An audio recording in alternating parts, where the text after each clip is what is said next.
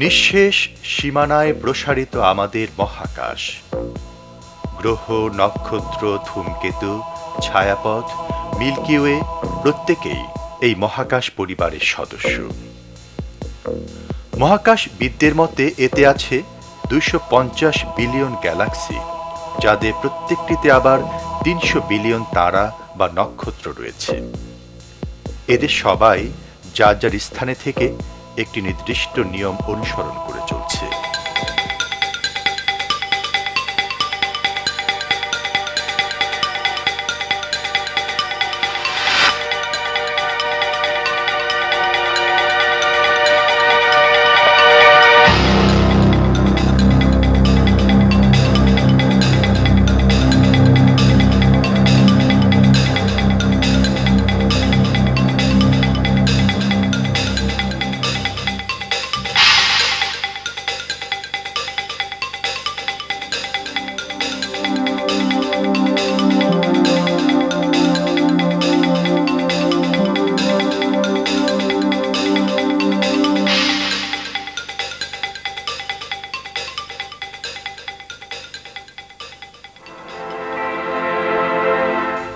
মহাবিশ্বের সর্বত্রই একটি পরিকল্পনা, একটি ভারসাম্য এবং একটি নিয়মানুবর্তিতা রয়েছে। সৌর পরিবারের মধ্যে পৃথিবী হচ্ছে প্রাণী বসবাসের সর্বাপেক্ষা উপযোগী গ্রহ। গোটা বিশ্ব জগতে যে একক ঐকান্তিক নিয়মে রাজত্ব চলছে, পৃথিবী পৃষ্ঠে আমাদের চারপাশের বস্তুসমূহ থেকে আমরা তার কিছুটা ধারণা লাভ করতে পারি।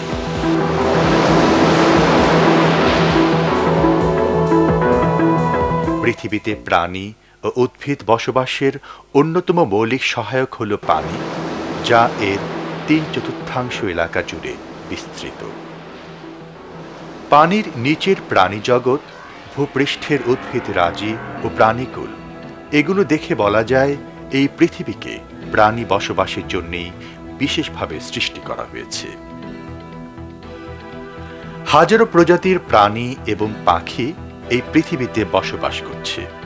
সবাই যার যার স্বতন্ত্র বৈশিষ্ট্য নিয়ে এখানে জীবন ধারণ করলেও সবার মধ্যে একটি ঐক্যতান লক্ষ্য করা যায়।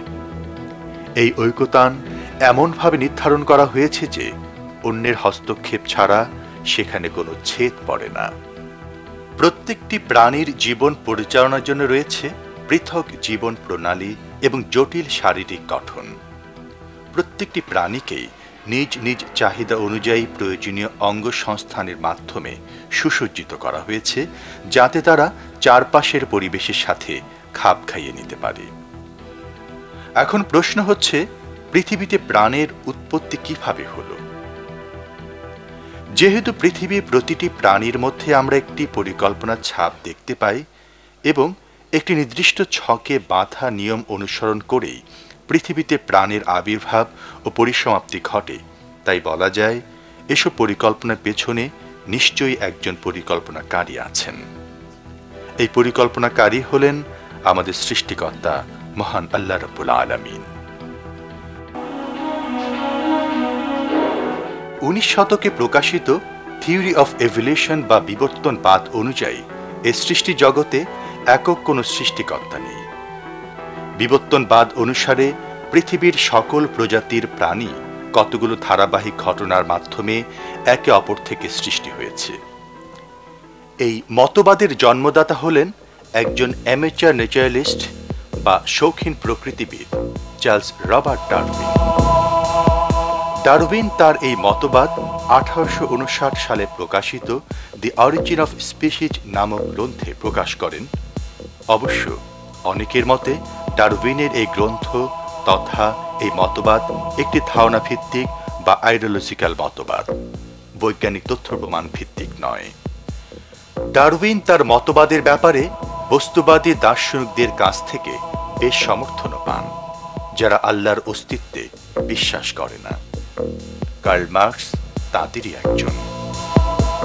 ডায়ালেকট্রিক্যাল ম্যাটেরিয়ালিজম বা তান্ত্রিক বস্তুবাদের জন্মদাতা কার্ল মার্কস তার ডাস ক্যাপিটাল বইটি ডারউইনের নামে উৎসর্গ করেন।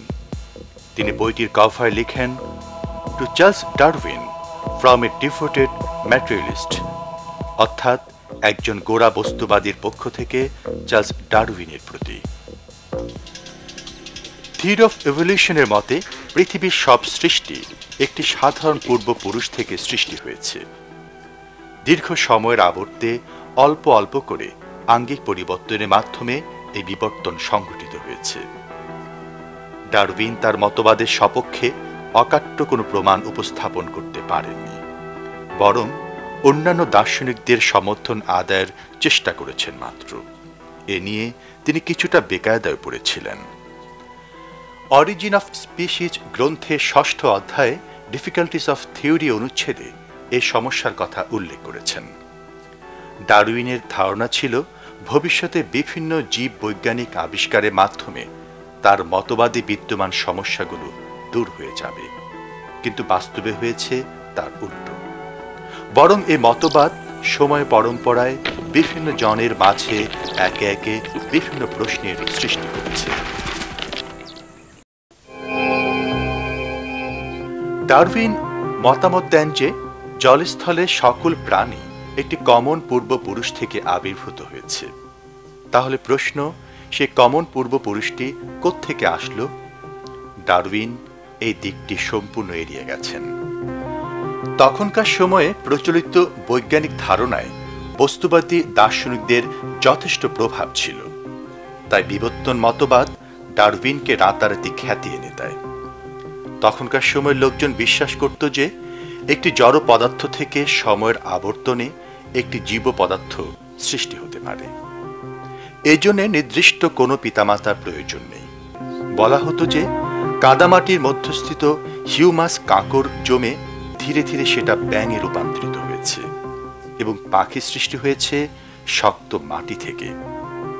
এই তথ্যগুলো প্রমাণ করার জন্য কিছু কিছু পরীক্ষাও চালানো হয়েছিল। গবেষণাগারে এক টুকরো ছেঁড়া কম্বলের উপর কয়েক মুঠ গম ছড়িয়ে দেয়া হলো এবং প্রত্যাশা করা হলো যে এখান থেকে রহস্যজনকভাবে ইঁদুরের সৃষ্টি হবে।